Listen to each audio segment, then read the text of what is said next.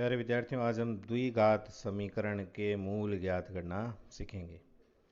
द्विघात समीकरण से हमारा अभिप्राय है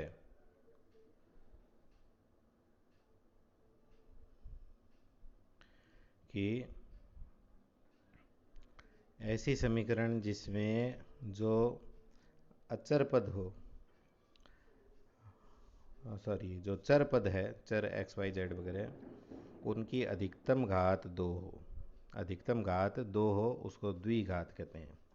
तो द्विघात बहुपद है और इसको समीकरण के रूप में व्यक्त किया गया, इसलिए द्विघात समीकरण। इनके उत्तर आपको, जैसे पहले जब हम लोग द्विघात बहुपद वाली प्रश्नावली पढ़ रहे थे तब हमने देखा, जितनी अधिकतम घात होती हैं उतने ही उनके शून्यक, और यहाँ पे जब हम लोग मूल निकालते हैं तो उतने ही मूल होते हैं। अधिकतम घात दो है इसलिए इसके उत्तर भी दो आएंगे। दो प्रकार के उत्तर आएंगे। दोनों उत्तर एक जैसे भी हो सकते हैं, अलग अलग भी हो सकते हैं। उन उत्तर के लिए शब्द क्या है? मूल। अब द्विघात समीकरण के मूल ज्ञात करने के लिए तीन तरीके हैं। उन तरीकों से पहले ये द्विघात समीकरण का मानक रूप देखते हैं कि कोई चर होगा, प्राय उसको x लिखते हैं, उसकी अधिकतम घात होगी। उसके साथ में कोई संख्या हो सकती है गुणांक के रूप में, उसको a कह देंगे, इधर a लिखा है जैसे। फिर वही जो चर पद है वो एक घात वाला मिलेगा, यानी घात एक है उसकी, उसके साथ में कोई गुणांक हो सकता है, उसको b कहेंगे। और तीसरा एक अचर संख्या होगी। अचर संख्या मतलब 1 2 3 4 5 7 ऐसे कोई भी संख्या होगी। ये इसका मानक रूप है। अब इसको हल करने के लिए तीन तरीके हैं। एक है गुणनखंड विधि, एक है पूर्ण वर्ग विधि, और तीसरी है श्रीधराचार्य सूत्र द्वारा। गुणनखंड विधि और पूर्ण वर्ग विधि में कुछ ना कुछ लिमिटेशंस है। कई बार उनके गुणनखंड मुश्किल से होते हैं, और पूर्ण वर्ग विधि थोड़ी लंबी विधि है। जिनके पूर्ण वर्ग बन सकते हैं केवल उन्हीं पर संभव है।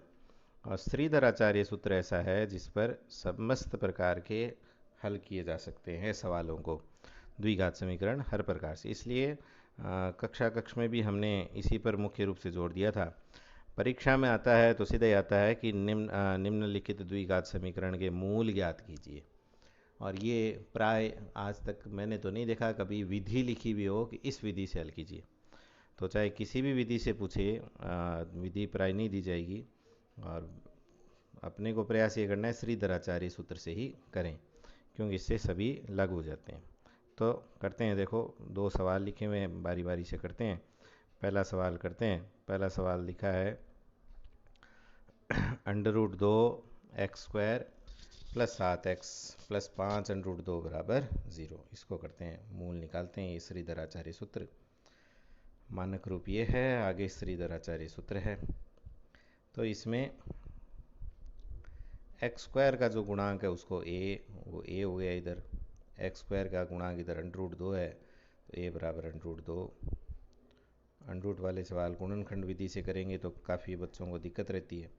b हो गया x का गुणांक जो कि 7 है, और c हो गया अचर पद यानी बिना x वाली संख्या जो कि है 5√2। अब श्रीधराचार्य सूत्र लिखेंगे। इसको द्विघात सूत्र भी बोलते हैं।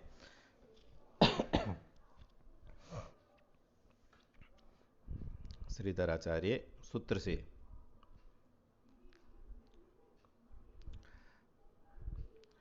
x बराबर -b plus minus √b² -4ac बट्टा 2। आपको याद भी होगा इस अंडरूट के अंदर जो है b² -4ac, उसको विविक्त कर कहते हैं। उसके संबंध में कल चर्चा करेंगे। माइनस का माइनस, b का मान है 7, प्लस माइनस सूत्र वाला, अंडर रूट सूत्र वाला, b² 7 का स्क्वायर हो गया, माइनस सूत्र से 4b सूत्र से, a का मान है √2 गुणा में हो गया, और गुणा c का मान है 5√2, बट्टे में 2a है तो 2 गुणा √2। हल करते हैं। बराबर बराबर -7 प्लस माइनस √7 का स्क्वायर हो गया, 7 गुणा 7 49। इधर देखते हैं, पहले अंडरूट गुणा कर लेते हैं। अंडर रूट की संख्या एक जैसी हो तो अंडर रूट हट जाता है, तो 4 गुणा 5 तो है ही, और ये अंडर रूट 2 गुणा अंडर रूट 2 हो गया 2। ठीक है, बट्टे में 2 अंडर रूट 2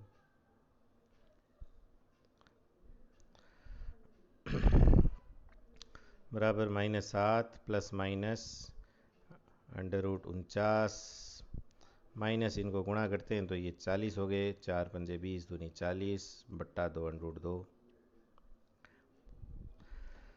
बराबर -7 प्लस माइनस ये हो गया 49 में से 40 गए 9 बट्टा 2 अंडर रूट 2, और 9 का अंडर रूट 3 होता है, इसलिए -7 प्लस -3 बट्टे में 2 अंडर रूट 2।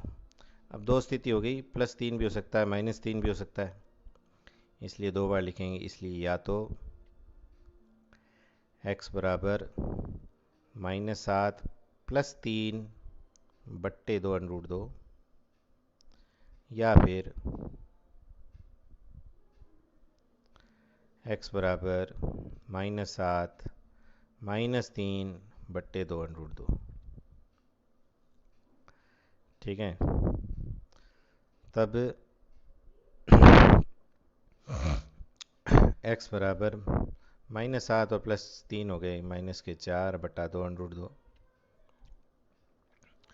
या x हो गया इधर -7 -3 हो गए -10 बटा 2 अंडर रूट 2, तो 2 से ये 4 भी कट रहा है 2 बार, और ये 2 से 10 भी कट रहा है 5 बार। परंपरागत रूप से बट्टे में अंडर रूट की संख्या नहीं लिखते हैं हम लोग, इसलिए उसको हटाना है। तो -2 बट्टा अंडर रूट 2, बट्टे का अंडर रूट 2 को हटाने के लिए ऊपर नीचे अंडर रूट 2 का गुणा कर देते हैं। यदि उत्तर उतना भी छोड़ देते हैं तो कोई दिक्कत नहीं है, लेकिन बट्टे वाले अंडर रूट 2 को हटाने के लिए थोड़ा एक्स्ट्रा काम कर रहे हैं। या x बराबर -5 बट्टा अंडर रूट 2 है, तो इसको भी हटाना होगा, तो ऊपर नीचे इसमें भी अंडर रूट 2 का गुणा कर देते हैं। तो यह x बराबर -2 अंडर रूट 2 ऊपर, तो और नीचे हो गया अंडर रूट हट गया इसलिए 2, यह x बराबर -5 अंडर रूट 2 बट्टे में 2 बचा सिर्फ। यहाँ ये कट गया तो अपने दोनों उत्तर आ गए, x बराबर आ गया इधर तो केवल अंडर रूट 2, या दूसरा उत्तर अपना आ गया -5 अंडर रूट 2, दो मूल आ गए, दोनों उत्तर आ गए -5 अंडर रूट 2 बट्टा 2। ठीक है, ये हो गया। ये और सवाल देखते हैं एक, यहाँ सीधे भी ए बी सी सीधा भी कर सकते हैं, मानक रूप में है, लेकिन ये 1/8 बट्टे वाले आपको दिक्कत हो सकती है, इसलिए इसको हटाने के लिए इसका लघुत्तम ले लेते हैं 8 लघुत्तम ले लिया, तो ये हो गया 16x² -8x + 1, बट्टे वाला 8 बराबर उधर जाएगा 0 की तरफ, तो 16x² -8x + 1 बराबर 0 × 8, 0 × 8 0 हो गया। तो ये अपनी समीकरण ऐसे आ गई, 16x² -8x + 1 बराबर 0। अब यहाँ ए बी सी आ गई अपने ए का मान 16,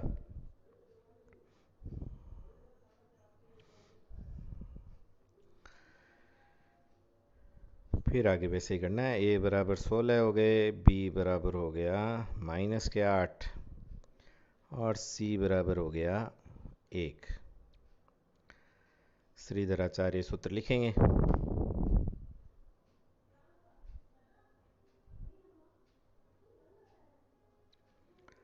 सूत्र x बराबर -b plus minus under root b² -4ac, b² -4ac को विविक्त कर कहते हैं, कल इस पर चर्चा करेंगे हम लोग,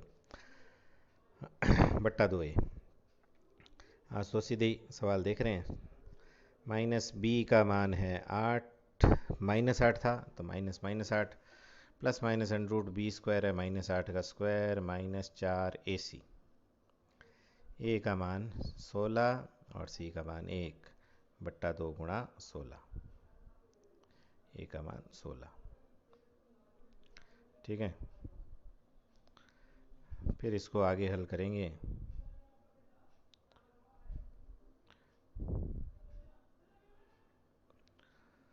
तो ये आया, देखो 8 का स्क्वायर हो गया 64, माइनस और ये हो गया 4 × 16, ये भी 64। तो अंडर रूट के अंदर हो गया 0। एक मिनट वापस देखते हैं अपन, इसको रोक कर देखते हैं।